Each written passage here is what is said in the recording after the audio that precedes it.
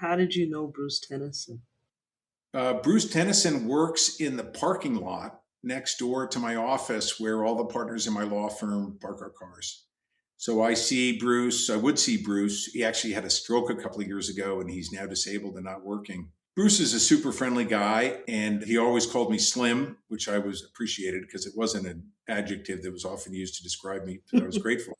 And one day, Bruce walks up to me, real friendly, nice guy, and he says, I was asking Dinah, John Kecker's secretary, who would be a good lawyer to talk to her about my brother's case. And she said, you. And I couldn't really believe that because I said, but he drives such a shitty car. Why would he be a good lawyer? But apparently, Dinah thinks you are. So would you look at my brother's case? And I said, sure, Bruce, what's your brother's case? And he said he's doing 25 to life for murder. And my heart kind of sank because I was like, oh my God, what am I going to be able to do for Bruce's brother, you know? And so the next day, he brought me a couple of newspaper articles about the case and a transcript of a tape recording. And it was all just really weird. They had evidence he'd been gone to trial and been convicted. He had a habeas corpus petition pending, but kind of arguing the wrong issue. And they had a tape recording of another guy confessing to the murder. The police had hidden the tape recording, so it didn't surface until after John's trial. And when it did surface, the DA argued that it was wrong and uncorroborated, and the judge should not consider it.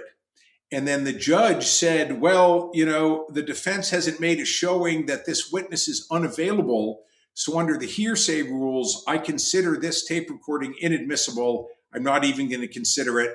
25 to life. And so John Tennison went off to jail, and he'd been in jail for 14 years by the time Bruce spoke to me.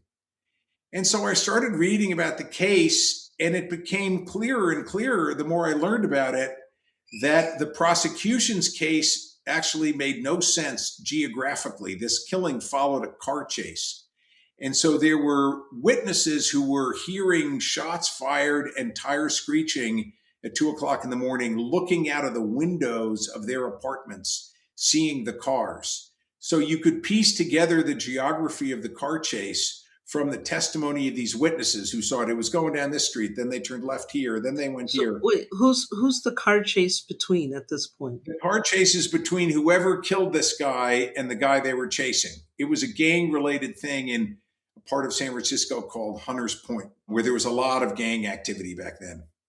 And the more I learned about the case, the clearer it became to me that the story that the DA had put on at John Tennison's trial made no sense based on the geography of the car chase. And that this 14-year-old girl who testified, who was kind of friends with the gang member who was killed, that she was telling a nonsensical story. And in fact, that the confession of this other guy made perfect sense given the geography of the car chase. The problem was he had a different claim pending in his habeas case. He didn't have a claim for what's called a Brady violation, withholding of exculpatory evidence.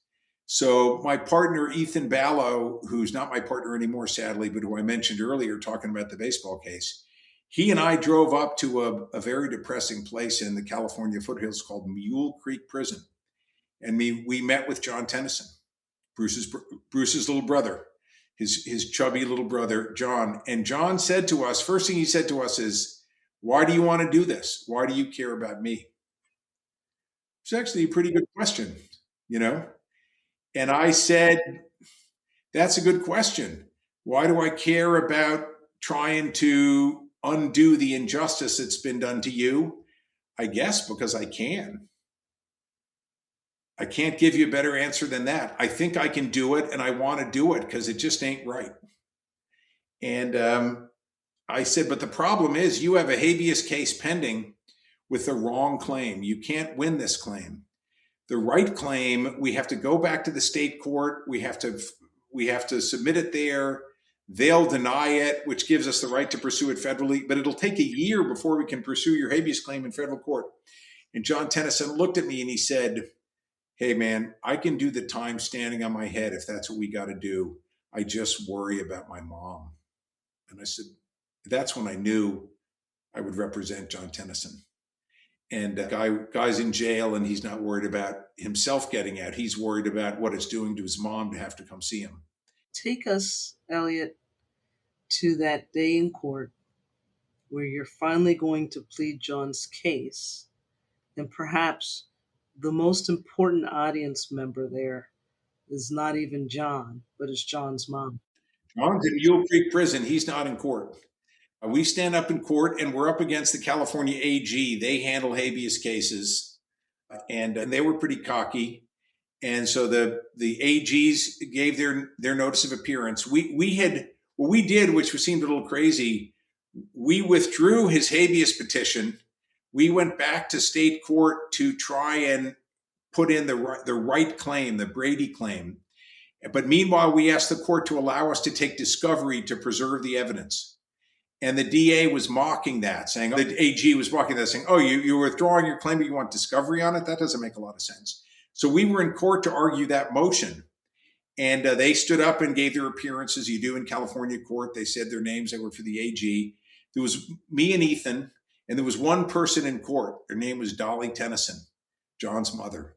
She was dressed up in her finest Sunday clothing. She was clutching a purse. She was sitting in the first row of the courtroom. She looked very stern. She knew I was her hope. She didn't know what to think of me, really. And I remember standing up and saying, Elliot Peters for John J. Tennison. And I felt chills going down my spine because I felt this was very important. And I was going to do whatever I needed to do to get that guy out of jail. You knew, didn't you, Elliot, in that moment that for Mrs. Tennison, there was somebody up there speaking for people who could not or were not able to speak for themselves. You really became that hope in that moment. And maybe that's what the chills were about. No higher calling for a lawyer, in my opinion. That's what the chills were about. This is what you're here to do. What was the outcome of the case? We won the motion for discovery. We got documents that showed that the DA had hidden this tape. We got documents showing that the DA had paid secret money to the witnesses who testified against John. We refiled our habeas petition. It was heard by Judge Claudia Wilkin, a U.S. District Judge in Oakland, here in the Northern District of California. She wrote a 103-page opinion granting our petition for a writ of habeas corpus. Day before Labor Day in 2003, Friday of Labor Day weekend in 2003, John Tennison was released from custody. His conviction was acquitted. The DA never re-prosecuted him. We eventually sued the police officers who framed him and the city and county of San Francisco and got what was the highest award ever against the city of San Francisco for wrongful incarceration. And John Tennison lives in a big house with a pool table in the basement, and he drives a nice car, and he has a daughter who's a teenager now. And every now and then he and I get together and go see a basketball game. It's just wonderful. I'm very proud of that. And I didn't do it alone. Ethan Ballow, Stacey Wexler, Dan Purcell, a lot of other terrific lawyers in my firm worked on that case and contributed to it.